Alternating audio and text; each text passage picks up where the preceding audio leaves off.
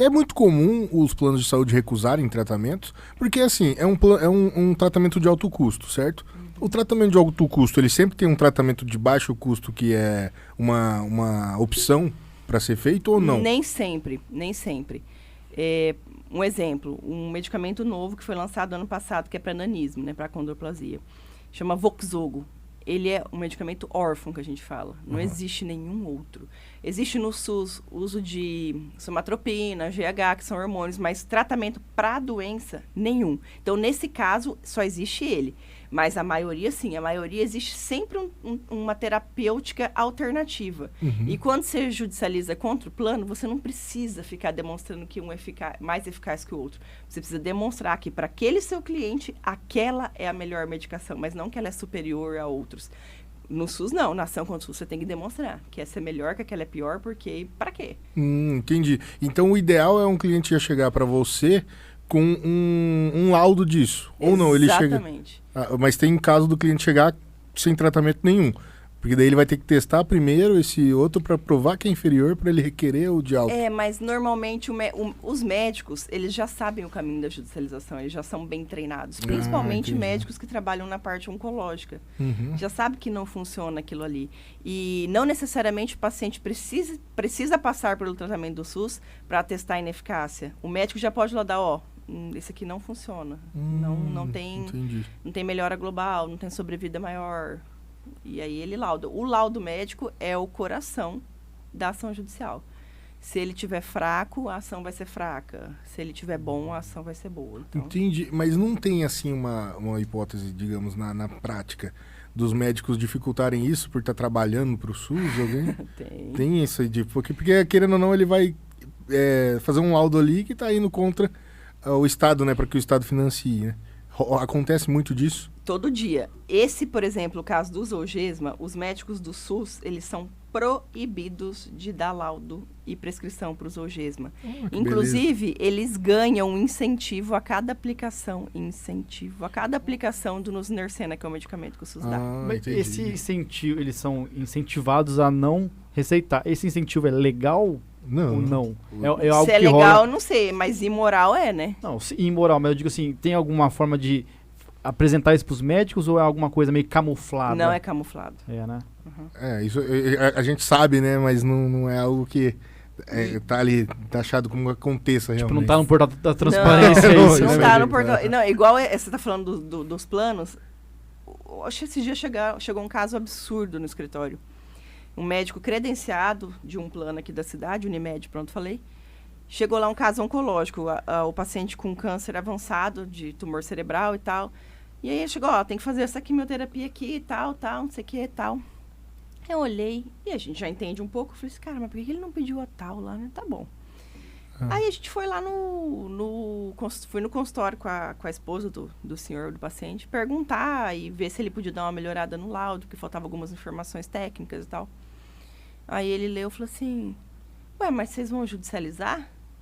Aí eu falei assim, vamos, porque a Unimed está demorando para dar, tá pedindo 21 dias, o caso é urgente. E a Unimed dá a químio que ele pediu, a Unimed fornecia, só estava enrolando para dar. Você vai judicializar? Não, peraí, deixa eu colocar um tratamento melhor aqui, já que vocês já vão judicializar. Já ajeitou ali, não.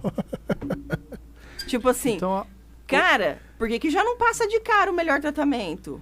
O Conselho Federal de Medicina fala que o médico tem que dar o melhor tratamento. A receita é conforme a situação?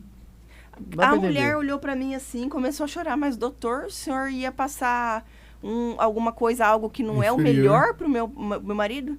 Não é que ele já é paliativo. Nossa, jogou no paliativo assim. Aí entra aquilo que o Diego Bezos falou pra gente, do cuidado paliativo, que no Brasil é totalmente... É um lixo a forma com que tratam o tratamento paliativo aqui. Lixo. Foda-se, tá morrendo. Não tem mais o que fazer. Não tem aquele cuidado. Não, vamos fazer esse paciente ter um cuidado, uma qualidade de vida, né, pros restos dos anos que ele vive. Vamos gastar menos o possível, porque e outra, beleza, ele vai morrer. Você também vai, também vou. Você não sabe se é amanhã ou se ele é primeiro ou não. E outra, a família, ela não quer saber se o cara vai morrer. A família quer ficar mais tempo com a pessoa. Prolongar ao máximo isso, né? E ver o parente sofrer menos, né? Porque sofrendo ele vai estar sofrendo, porque ele está num tratamento paliativo. Mas quanto menos ele sofrer, melhor para a família. E para o paciente também. Que situação foda isso daí, né? Você pensar nessa... Anaísa, eu vejo, assim, esses casos, né, concretos, porque eu tenho uma empresa que vende material hospitalar. E a gente chega a atender casos de ações judiciais, né? Chega lá, o paciente fala, já vai cair na conta aí, tô com uma ação judicial aqui, mostra pra gente, e já sei do que se trata, né? E não só necessariamente casos de alto custo que nem a gente está tratando aqui, de milhões, né? Mas qualquer um que estiver assistindo a gente, saiba que tem como você ir atrás de um tratamento de alto custo, às vezes de um material que custa R$1.000, às vezes um material que custa R$3.000, que para muita gente é alto custo isso, né? Sim, um exemplo é uma cânula de traqueostomia, que é uma coisa muito comum da gente vender. Cânulas de traqueostomia custam em média de R$30, né? Que serve para manter a pessoa viva, respirando, né, pelo pescoço. Mas para que o paciente tenha uma evolução, uma melhora, né, volte a falar, ou sei lá, o quadro clínico melhore, às vezes é necessário uma cânula mais especial, né? Uma cânula que possibilite que futuramente esse paciente tenha melhora. Então, por que o paciente vai ficar usando o resto da vida aquela cânula de R$30, né? Tem que colocar uma cânula de R$3.000. Quem que vai ter condições? Então, saiba que o judiciário está aí até para os casos que não é tão alto. Para lidar com isso daí é foda, né? Tu tem que ter um psicológico dá vontade de vomitar. Porque você atua em, assim, duas áreas difíceis, né? O criminal também é uma área difícil, que a pessoa tá numa posição ali muito complicada, mas essa é ainda pior, né, cara? Porque você tá lidando com uma linha muito tênue entre a vida e a morte ali. Exatamente, entre a vida e a morte. Isso é meio cabuloso, assim, de você pensar, né? Falar, cara, que loucura.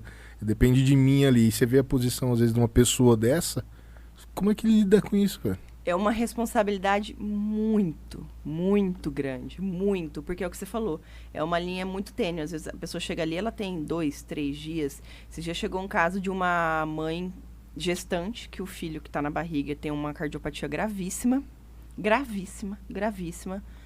tem que fazer 3 cirurgias de correção logo que nascer, e só existe uma equipe no Brasil que faz cirurgia, que é em São Paulo, na Beneficência Portuguesa, pois o plano dela bateu o pé que eles tinham uma equipe. Tinha, assim, bosta nenhuma. Judicializamos, você vê, olha o desespero onde chega. Judicializamos, conseguimos eliminar em primeira instância, vinculando com todos os profissionais. O plano recorreu, o desembargador recebeu no efeito suspensivo, falando que não, que era para dar a cirurgia com os profissionais do plano. Mas não existiam. O plano estava meramente protelando. O guri estava para nascer há 3 dias.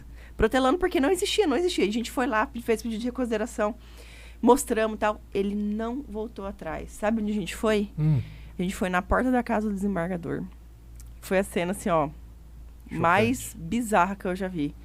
Foi a avó, foi o pai e a mãe, grávida, a avó ajoelhando na frente do desembargador, pedindo pelo amor de Deus para salvar o neto dela. Nossa. Então, assim... resolvemos. Ele voltou atrás, ela vai fazer a cirurgia. Mas, assim, não era pra ser assim. É humilhante, né? Humilhante, total. É muito humilhante isso daí. Não era pra ser assim. Sabe, Tipo, se fosse errado, ele não iria acatar a decisão nem ajoelhando. Então não é errado. Por que ele não fez isso lá atrás? É foda. Que situação. É muito pesado tudo isso daí, né? De você lidar com tudo isso. E ainda mais quando se trata da justiça e da burocracia, você sabe que a pessoa às vezes tem 1, 2, 3 dias, e você sabe que as coisas andam em 5 dias, que demoram, que tem algo ali que é um trâmite, uma coisa ou outra, e você perder às vezes alguém por causa disso, por causa de um prazo, né? Por causa de uma burocracia, deve ser o mais difícil, mais complicado ainda. E os seus clientes, os seus pacientes também ali no caso, como você lidar com isso? Porque é uma profissão que tem a perca também, né? Tem gente que infelizmente não vai conseguir, às vezes mesmo com tratamento ou não. E como você lidar com isso, com as famílias e tudo? Bom, eu sempre falo que eu escolhi me envolver com pessoas. Então, se eu quero fazer o meu trabalho bem feito, eu preciso saber qual que é a dor da família. Não tem como eu não me envolver ou não chegar em casa e não pensar ou não dormir de madrugada pensando no que eu posso estrategiar no processo ou conseguir um laudo assim ou assado. Não tem como não se envolver. Mas, assim, obviamente que a primeira morte que aconteceu no escritório, que foi de um rapaz de Covid, que a gente conseguiu o ECMO, né, aquele respirador extracorpóreo, que foi o primeiro que a gente conseguiu do Estado, ele usou, deu tudo certo, tal, mas usou o aparelho, conseguiu, mas ele morreu depois de 2 dias. Então, aquela primeira morte, tipo assim, baqueou pra caramba. Aí depois teve a morte da menina do salão que eu te falei, da filhinha dela. Depois de anos, acabou falecendo por uma pneumonia mal cuidada no hospital. Teve uma criança de esogesmo que recebeu, mas recebeu atrasado, não aguentou. Então, assim, a gente vai criando uma casca. Teve uma outra criança que fez cirurgia cardíaca também, faleceu. A gente foi no enterro aqui de Campo Grande. Então, você olha... É como se Deus falasse assim pra você, olha, você é meu instrumento aí, eu tô te usando aí na terra, mas o poder da vida e da morte é meu. Saca? Sim. Então, assim, você vai fazer até onde você pode, depois quem cuida sou eu. E não adianta achar que a gente tem superpoderes, porque não temos. Tem que criar uma casca mesmo, tem que se envolver, tem que sentir a dor da família, mas criar uma casca ali, porque não vai ser a primeira nem a última vez que vai acontecer, né? Infelizmente tem que lidar muito com isso. Igual o Diego conversou aqui com a gente, né?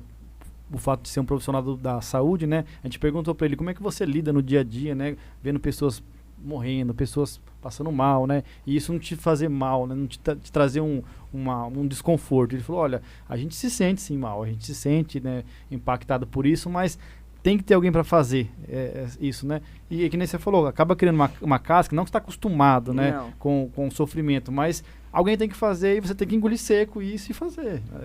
E, tipo, não dá tempo. Faleceu um paciente ali, no dia seguinte ou na hora seguinte, você tem que virar para resolver o problema de outro.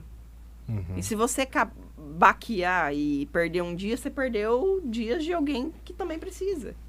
Então não dá tempo. Nesse caso que você falou, ela recebeu em atraso o GESEM, foi isso? Cara, esse caso ficou noticiado nacionalmente. O que aconteceu? A gente pegou esse processo quando já tinha sentença e a gente pegou para executar porque a advogada, no caso, não sabia como cumprir, enfim. Conseguimos que a União depositasse o dinheiro no processo. Na hora que a gente foi pedir para transferir, para levantar, né, para transferir para o hospital fazer a compra, a juíza falou: não vou deixar transferir. Eu falei, mas qual que é o motivo? Tem um agravo, já viu essa? Que a União entrou com agravo e ele precisa ser julgado antes. Eu falei, o quê? Desde quando? Se ele não foi recebido no efeito suspensivo, está valendo a liminar. Aliás, tá apelação. Se a apelação não foi recebida no efeito suspensivo, está valendo a sua sentença, excelência. Nós ficamos louco. Resumo da história. Esse dinheiro ficou travado 29 dias. A gente fez de tudo que você imaginar, até reclamação no STF, no STJ. Ninguém liberava a porra do dinheiro pra gente comprar. Fomos parar na mídia, Jornal Nacional, Jornal da Globo, tudo que você pensar. Foi, assim, um escândalo. Até que conseguimos fazer o julgamento de apelação em urgência, né? 29 dias? Beleza, pode continuar, tá valendo a sentença. Cara, que ódio. Levantamos o dinheiro. Aí a médica que fez a aplicação desse medicamento, que é lá de Curitiba, a Adriana, ela falou assim, Ana, a Anne não vai aguentar. Eu falei, doutora, eu não sei mais o que eu faço. Só se eu for lá, sei lá, não sei. Gente, a gente fez de tudo que você pensar. Como funciona para você cobrar disso? A sucumbência, ela é definida em valores, não é uma porcentagem a respeito do... Teria que ser, né? Artigo 85 para o segundo, de 10% a 20% sobre o valor da causa, que é o valor do medicamento. Mas mesmo sendo esses medicamentos milionários, consegue? Sim, consegue. Mas eu não vivo de sucumbência. A gente cobra honorários contratuais. Entendi. Para entrar com a ação, tá? Mas, sim, o valor tem que ser em cima do valor da causa. Mas é que o juiz não gosta que o advogado ganhe mais que eles. Não, e fora que entra num precatório isso daí também, né? Pra você receber. Entra no precatório. Nossa, vai numa demora. Se for de viver disso daí, é complicado. Mas uma hora recebe. Uma hora vai vir. Isso é bom, que né? Venham, né? Pelo menos que venha. Não, tem umas coisas que são se não ficar, fica pros filhos, né? Herança gorda aí. Mas e como que funciona no caso das pessoas que te procuram, que não tem condição nenhuma de fazer isso? Você chega, de graça. Você atende também, você faz alguns casos... A gente tem um percentual no escritório que... Pro bono ali. Pro bono. E a Defensoria Pública também tá aí pra isso, né? Trabalha muito bem, inclusive. Tem trabalhado bem também quanto a isso, a Defensoria? Tem, muito bem. Que bom. Eu percebi que a Defensoria, acho que ela tem os defensores meio que já encaminhados para essa direção, né? Tem, especializados, Especializados, então não tem Lógico. desculpa para não contratar um advogado para ir atrás. Sim, não. E outra coisa... Obviamente que não vai ser um trabalho tão ágil, porque eles têm... números. Pelo número, né, de casos, que é muito grande, né? Dependendo da situação, acaba até perdendo o objeto. E o objeto é a vida da pessoa, né? Aham. Mas, para situações menos urgentes, por exemplo, a concessão de um leite especial, de um tratamento que não seja tão urgente, vale muito a pena.